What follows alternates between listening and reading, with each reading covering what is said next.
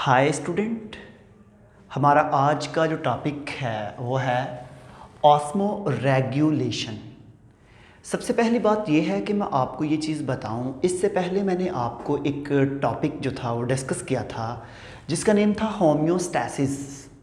अब होम्योस्टैसिस के अंदर मैंने आपको 3 चीज़ों के बारे में बताया था कि इसके अंदर हम जो है वो पढ़ेंगे ऑस्मो रेगुलेशन, मीन के मेंटेनेंस ऑफ वाटर। उसके बाद हमने पढ़ा था कि इसमें पढ़ेंगे थर्मो रेगुलेशन, मीन के maintenance of temperature and excretion के removal of nitrogenous waste in any body. Okay, अच्छा, अब यहाँ पे एक चीज़ मैं आपको और बताता जाऊँ कि अभी हम जो डिस्कस करने जा रहे हैं वो है ऑस्मो रेगुलेशन। सबसे पहली बात ये है कि जब भी वर्ड ऑस्मो रेगुलेशन आए तो आपने यहाँ पे ये चीज़ याद रखनी है, ऑस्मो जो वर्ड है इसका मतलब होता है वाटर, और जो रेगुलेशन होता है उसका मतलब होता है रेगुलेट करना, मीन के वाटर की कॉन्सेंट्रेशन को मेंटेन करना। अब यहाँ पे अगर आप एक बना लेते हैं सेल, ये मेरे पास एक सेल है। आप जब भी इस सेल को देखें तो इस सेल के अंदर वाटर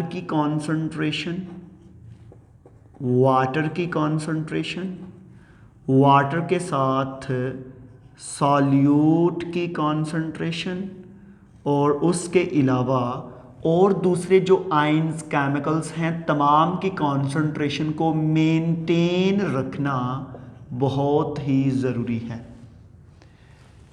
सेल के अंदर सॉल्यूट के लेवल को मेंटेन करना, वाटर की क्वांटिटी को मेंटेन करना, दोनों की कॉन्सेंट्रेशन को मेंटेन करना किसी भी सेल के लिए बहुत ज़रूरी है। अगर सेल के अंदर ये चीज़ें मेंटेन नहीं होंगी तो उससे सेल की क्या हो जाती है, डेथ। एनिमल हो उसकी डेथ हो जाती है, कोई भी चीज़ हो उसकी डेथ हो जाती है। तो इस हवाले से हमने 3 पॉइंट पढ़ने हैं। पहले आप याद रखें, balance of water and salute in the body. किसी भी बॉडी के अंदर सल्यूट और वाटर की कॉन्सेंट्रेशन को हमने आज देखना है, उसको मेंटेन करना है, उसकी स्टडी करनी है। जब भी आप बात करते हैं यहाँ पे स्टूडेंट, एक चीज़ याद रखिएगा कि जब वर्ड टॉनिक आए ना तो टॉनिक हमेशा याद रखिए कि वहाँ पे सल्यूट की बात हो रही है। टॉनिक वर्ड जो है ये किसके लिए यूज़ किया जाता है, सॉल्यूट के लिए। मेरे पास 3 टर्म है, हाइपरटॉनिक, हाइपोटॉनिक एंड आइसोटॉनिक। ठीक है, सॉल्यूट की कंसंट्रेशन है। जब वर्ड हाइपर आए, हाइपरटॉनिक, तो इसका मतलब है कि सॉल्यूट की कंसंट्रेशन बहुत ज़्यादा है। जब वर्ड हाइपोटॉनिक आए तो इसका मतलब है कि सॉल्यूट की कंसंट्रेशन कम है। जब आइसो आए तो इसका मतलब है सॉल्यूट की कंसंट्रेशन एक जैसी है। अब हम देखते हैं कि सॉल्यूट की कंसंट्रेशन कहाँ पे ज़्यादा है, कहाँ पे कम है, और ये टर्म हम कब कब और कैसे कैसे यूज़ करते हैं। स्टूडेंट देखिएगा, मेरे पास 3 जो हैं इन्वायरमेंट हैं। आपको ये एक फिगर नज़र आ रही है जिसमें एक टब है और टब के अंदर वाटर है। अब होता इस तरह है कि मेरे पास ना ये ग्रीन कलर का एक नॉर्मल सेल है, ये मेरे पास एक नॉर्मल सेल है। ओके, ये क्या है, नॉर्मल सेल। जो ही मैं इस नॉर्मल सेल को इस सॉल्यूशन में रखता हूं तो ये सेल सारे का सारा स्वेल कर जाएगा, ये सेल सारे का सारा स्वेल करेगा और इसका साइज जो है वो पहले की निस्बत बढ़ जाएगा, ये साइज में बड़ा हो जाएगा, सेल स्वेल कर जाएगा। अब क्वेश्चन ये है कि जो ही आपने इसको सेल में डाला तो सेल में डालने के बाद ये स्वेल क्यों किया, क्योंकि बाहर से इसने वाटर की कॉन्सेंट्रेशन को ऑब्जर्व किया है। जब इसने बाहर से वाटर की कॉन्सेंट्रेशन को ऑब्जर्व किया तो इसका मतलब है कि बाहर वाटर ज़्यादा था और वो अपनी हाई कॉन्सेंट्रेशन से कहाँ पे गया है, लो कॉन्सेंट्रेशन की तरफ। तो जब बाहर वाटर ज़्यादा था तो इसका मतलब है फिर सल्यूट कम था। जब सल्यूट कम था तो हम इसके लिए वर्ड यूज़ करते हैं हाइपोटॉनिक, कि आपका जो एक्सटर्नल, क्योंकि ये बाहर वाला जो एनवायरनमेंट है इसको हम बोलते हैं एक्सटर्नल इन्वायरमेंट, आपका जो एक्सटर्नल इन्वायरमेंट है ना, इसको हम बोलते हैं हाइपोटोनिक। हाइपोटोनिक के बाद अगली स्टेज को आप देखें कि इसी नेक्स्ट सोल्यूशन में मैंने सेल को डाला, डालने के बाद थोड़ी देर के बाद स्टडी किया, मैं क्या देखता हूं कि ना सेल का साइज इंक्रीज हुआ ना कम हुआ, उतना ही रहा, सेम रहा। इस सेम से हमें ये जाहिर होता है कि ना तो वाटर सेल में एंटर हुआ है और ना ही वाटर सेल से लीव हुआ है। सेल से वाटर एंट्री और लिविंग क्रॉस है, ज़ीरो है।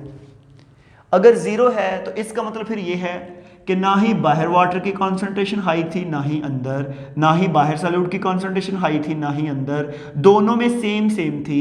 तो जब दोनों में सेम सेम हो तो हम इसको बोलते हैं आइसोटोनिक, मीन के सॉल्यूट की कॉन्सेंट्रेशन आइसो है, सेम है। ओके, ऐसे हमारे पास नेक्स्ट एक टर्म है जिसको हम बोलते हैं हाइपरटोनिक। क्या बोलते हैं जी? हाइपरटोनिक।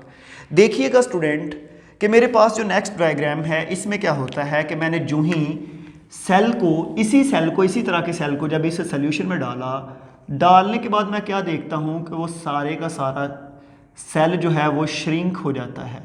वो सेल श्रिंक हो गया। जब वो सेल जो है, पहले केस में जो है सेल आपका टर्जिड हुआ था, दूसरे केस में आपका सेम इन्वायरमेंट में सेम रहा, और तीसरे केस में सेल श्रिंक हुआ। अब ये जो सेल श्रिंक हुआ है इसमें क्या हुआ कि बाहर से वाटर एंटर नहीं हुआ बल्कि अंदर से पानी बाहर चला गया है। जिस तरह के अगर आपने देखा हो कि बारिश में नहाने के बाद, कपड़े धोने के बाद आपकी जुरियां जो है इधर पड़ जाती हैं फिंगर के टॉप पे, वो अंदर से बेसिकली वाटर जो है वो एक्स ऑस्मोसिस के ज़रिए निकल जाता है। ठीक है, इसी तरह जब अंदर से वाटर बाहर निकला तो सेल श्रिंक हो गया। अब यहाँ पे मुझे ये बताएं कि बाहर वाली साइड पे वाटर की कॉन्सेंट्रेशन लो थी तो इसीलिए अंदर से पानी बाहर आया है, वाटर अपनी हाई कॉन्सेंट्रेशन से लो की तरफ आया है। तो बाहर जो सॉल्यूट की कॉन्सेंट्रेशन होगी वो क्या होगी? हाई। तो उसको हम क्या बोलते हैं? हाइपरटोनिक। क्या कहते हैं जी? हाइपरटोनिक। तो ये स्टूडेंट मेरे पास ऑस्मो रेगुलेशन का इंट्रोडक्शन था कि ऑर्गेनिज्म जो है वो तीन तरह के इन्वायरमेंट को फेस करते हैं, हाइपोटोनिक, हाइपरटोनिक और आइसोटोनिक। अब यहाँ पे हम जो है ऑस्मो रेगुलेशन का इंट्रोडक्शन देखा, तो उसके बाद हम देखते हैं ऑस्मो रेगुलेशन इन प्लांट, के प्लांट्स के अंदर ऑस्मो रेगुलेशन कैसे होती है। स्टूडेंट याद रखिएगा कि जब भी हम ऑस्मो रेगुलेशन इन प्लांट की बात करते हैं तो प्लांट को हम तीन ग्रुप में या तीन हैबिटेट पे डिवाइड करते हैं। हैबिटेट के लिहाज से हम प्लांट को तीन तरह के ग्रुप में या तीन तरह उसको डिवाइड करते हैं, हाइड्रोफाइट्स, मीजोफाइट और ज़ेरोफाइट। स्टूडेंट, हाइड्रोफाइट्स वो प्लांट होते हैं जो वाटर में पाए जाएं, जो पानी में पाए जाते हैं, उनको हम बोलते हैं हाइड्रोफाइट्स। मीजोफाइट वो होते हैं जो ज़ेरोफाइट को देख लेते हैं। ज़ेरोफाइट वो प्लांट होते हैं जो डेजर्ट में पाए जाते हैं, जो सहराओं में पाए जाते हैं। और हमारे पास मेसोफाइट वो हैं जो इन बिटवीन टेम्परेट रीजन आप कह सकते हैं, मीन के दरमियाने से मौसम में पाए जाते हैं। यहाँ पे मैं आपको एक चीज़ बताता हूँ, एक चीज़ को ज़रा गौर से सुनिएगा। मेरे पास ऐसे प्लांट जो डेजर्ट में पाए जाते हैं, ऐसे प्लांट जो वाटर में पाए जाते हैं, उनको हाइड्रोफाइट्स कहते हैं। इसका मतलब ये है कि उनकी बॉडी के अंदर हर वक्त वाटर की कॉन्सेंट्रेशन ज़्यादा आने की कोशिश रहती है, क्योंकि पानी में है, हर वक्त वो पानी के ऊपर तैर रहे हैं, पानी में ग्रो कर रहे हैं, उनको वाटर अवेलेबिलिटी ईजीली उनके लिए एक्सेसिबल है। यहाँ पे फिर ये याद रखिएगा कि उन ऑर्गेनिज्म के अंदर वाटर बहुत ज़्यादा है और वो मैक्सिमम कोशिश करते हैं वाटर को रिलीज़ करवा दें अपनी बॉडी से। समझ आ रही है? उसके लिए वो डिफरेंट स्ट्रैटेजी अप्लाई करते हैं ताकि उनकी बॉडी से वाटर की कंसंट्रेशन को जो है वो कम किया जाए। सबसे पहला कि उनके लीफ का साइज़ बहुत बड़ा होता है, क्योंकि जितना लीफ बड़ा होगा ट्रांसपायरेशन रेट उतना ज़्यादा होगा और उसके लिए उतना ही एरिया ज़्यादा होगा।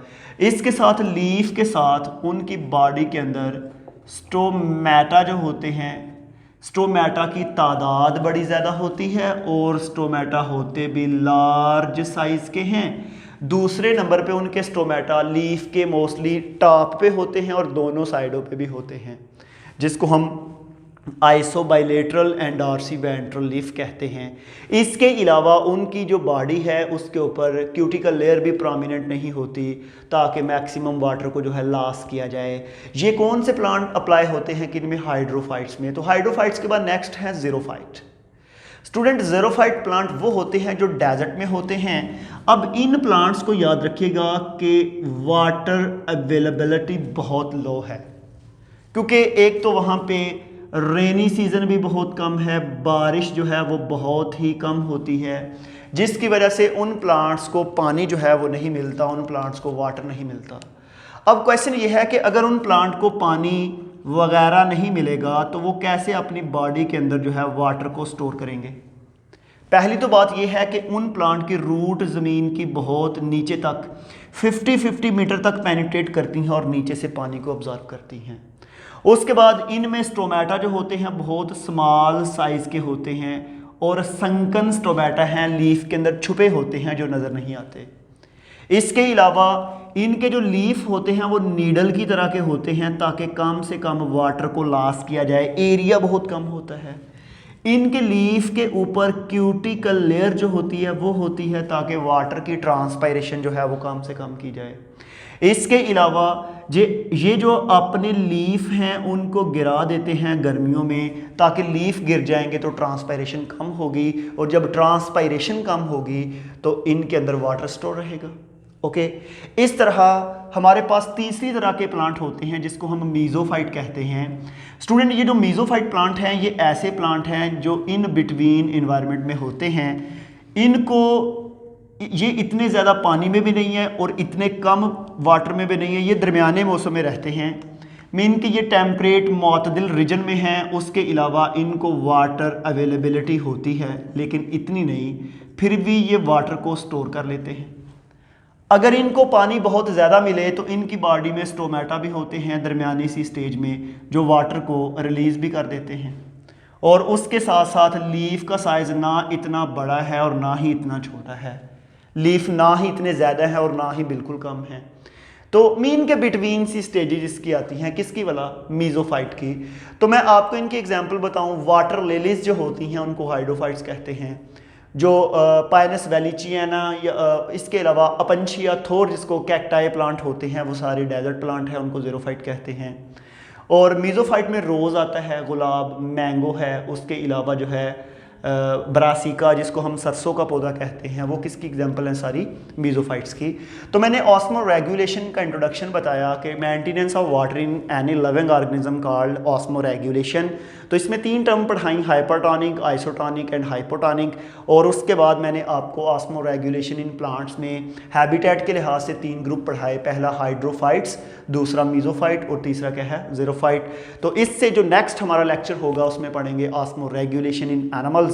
तो यहाँ पे हम अपने लेक्चर को वाइंड अप करते हैं, मिलेंगे नेक्स्ट वीडियो में। आज के लिए थैंक यू।